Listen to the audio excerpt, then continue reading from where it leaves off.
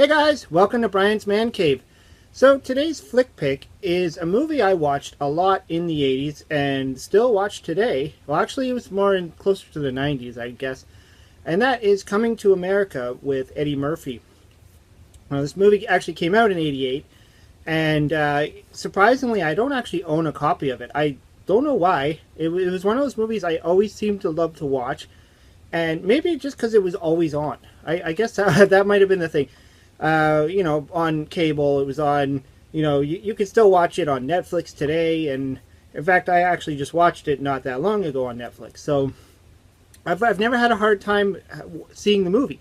I guess it's like a popular movie, so I just never had to buy it. But it's definitely worth picking up. So if I ever do see it, I probably should grab it. Anyways, this movie's got a lot of great material in it, and I mean that, like, it's got a lot of great comedy, but it also has a lot of other things that are really interesting about it. First of all, this is Eddie Murphy's first multi-rolled, I guess you want to call it, film where he plays multiple characters, and not just himself, but also Arsenio Hall, who also was kind of popular in the 90s. Haven't really heard much of him recently. I think he made somewhat of a comeback a couple years back, but I don't think it really took. But the two of them, they work really well together in this film, and they also play multiple characters in the film. It's kind of fun watching it and trying to remember who is who, or trying to figure out who is who. The first incident where it actually happens is in a barber shop, and you see all the characters there. Now, if you're not familiar with the movie's about, it's essentially like a fish out of water story, kind of like Crocodile Dundee, where you take somebody who lives in a completely different culture than the American life, and then you shove them into a big city.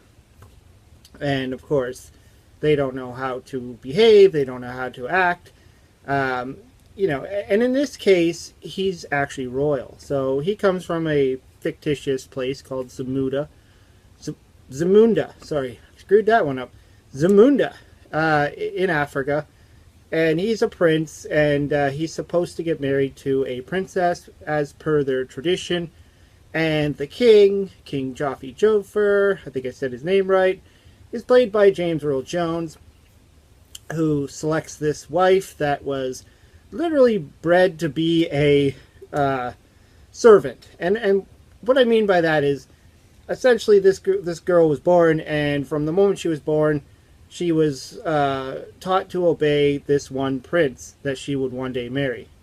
And so she doesn't really have any opinions on her own, no real personality whatsoever, literally just his servant. And he doesn't want that. He wants a wife that he can talk to, communicate with, have fun with, share values. I think most of us are like that when it comes to selecting somebody that we would want to be with. You want to find someone you can actually have a good time with, not someone who's just going to be your obedient servant. Now, maybe there are some people that would like that, but I wouldn't want that either. So it makes sense that he says he wants to kind of, move out, or not move out, but go find someone that actually fits his personality.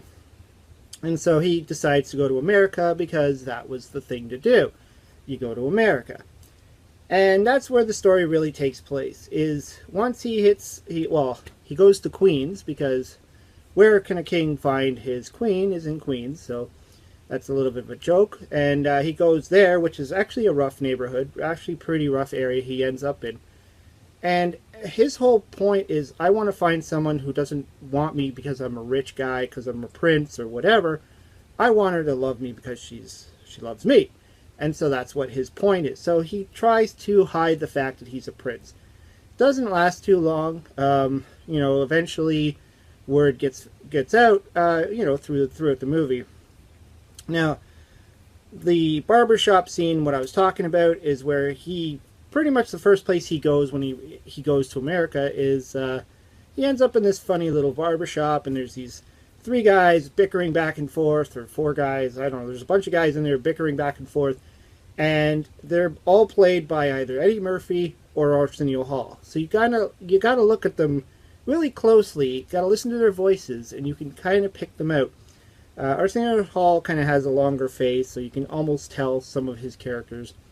And the voice. I mean, the voice, you got to listen to the voices.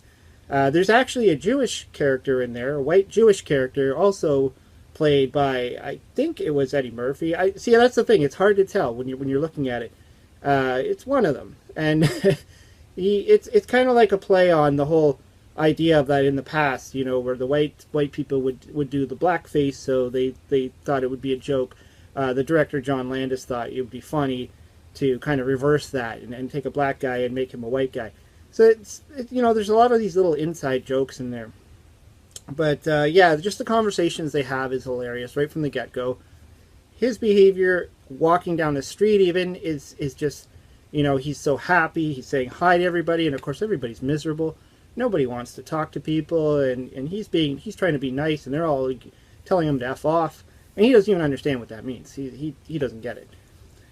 Anyways, so the plot kind of moves forward where he ends up meeting this girl who works in a local McDowell's. And McDowell's is a play obviously on McDonald's. However, McDonald's still exists in this world, so they're kind of like a competitor. And the owner, the guy who runs the place, it's probably just a singular restaurant. His name's Cleo, and his daughter works for him as a manager. And of course, Eddie Murphy's character, which is Akeem, he sees this girl, he wants to get to know her, so he gets a job there. And of course, he doesn't know what the heck he's doing. So it's kind of fun to watch him trying to figure out how to work in a fast food restaurant when he's never had a job in his life. And of course, Arsenio Hall's character, which was sent alongside of him, he's kind of his right-hand man, is really just annoyed by this whole situation, in that he now has to help out, he has to have a job, he has to live in the slums, and he just wants to go home. He doesn't want any part of this, but he was told by the king, you have to watch my son and protect him, so that's what they do.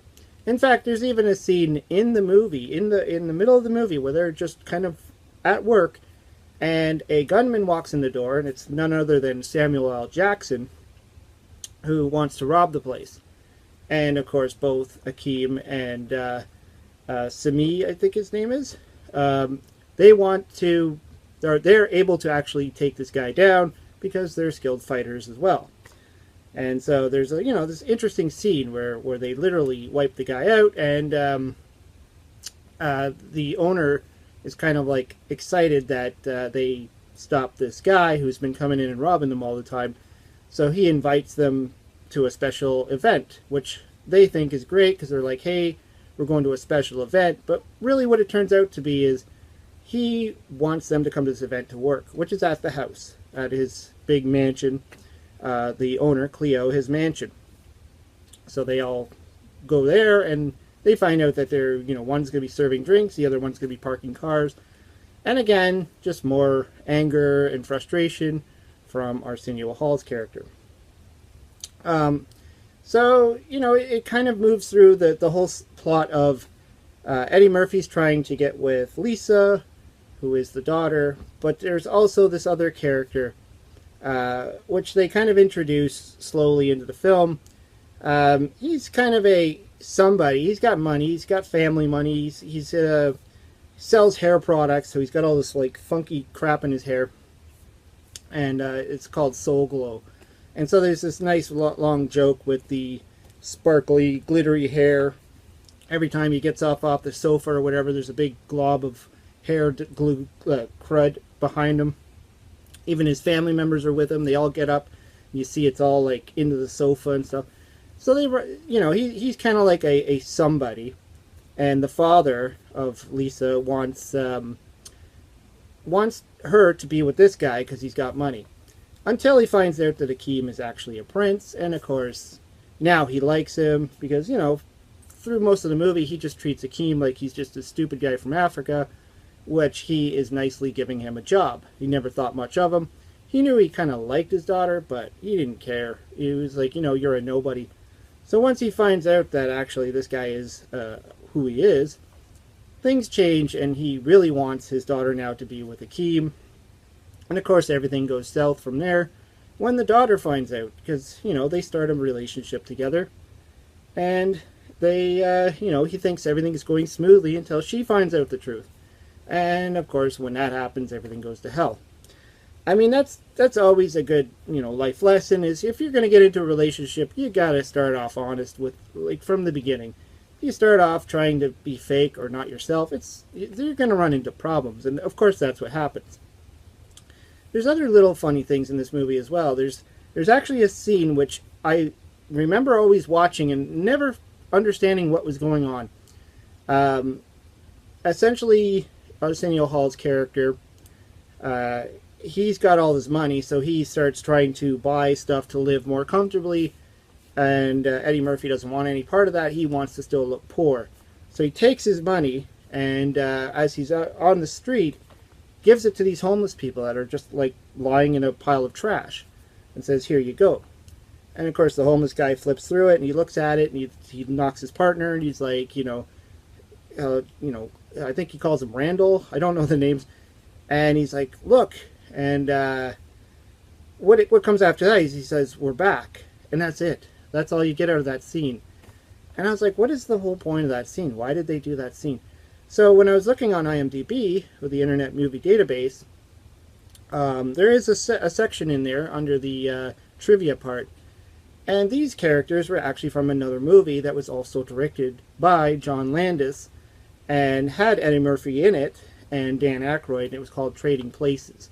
And it was about a rich guy and a poor guy trading places, and these rich people kind of doing this as like a publicity stunt, and the two guys pulling the stunt, I guess, at the end become broke. And so now in this movie, they're bums. And that's kind of funny, like that, you know, a tie-in like that probably would have been caught back in the early 80s if you would have seen the previous movies, and you would have went, you know, I recognize them, and you know what's going on. But as you watched later on and later on and later on, if you've never seen that movie or whatever, that scene makes entirely no sense. And so it's interesting that they put it in there with no actual reference to what that scene means, other than the fact that these two bums are now back in business and you don't know what the heck they're talking about. Another fun scene, actually, I always love this scene, is when he first starts to look for a girl, they go to a bar. And, you know, we all know that never goes over well. I mean, maybe some people do meet in bars, but most of the time people are there for a good time. They're there for a one-night stand. They're there for whatever, just a party or whatever. And so there's a nice little scene where it just kind of flips through all these different people he's sitting with, these different women that are kind of sitting down at his table, and one's like, "I worship the devil," and they're just like, "What the?" And then there's like these rapping twins that are just awkward, and one of them ends up being Arsenio Hall as well. You could totally tell it's Arsenio Hall, and he sits down. He's just like the ugliest woman you could picture in this movie, and he kind of, you know, winking at the two, going, you know, "I want you, and I want your friend too." And of course Arsenio Hall is just like, you know, spitting out his drink at this point. It's probably one of my favorite scenes in the movie. There's a lot of great scenes in the movie. But yeah, so essentially, you know, it all works out at the end.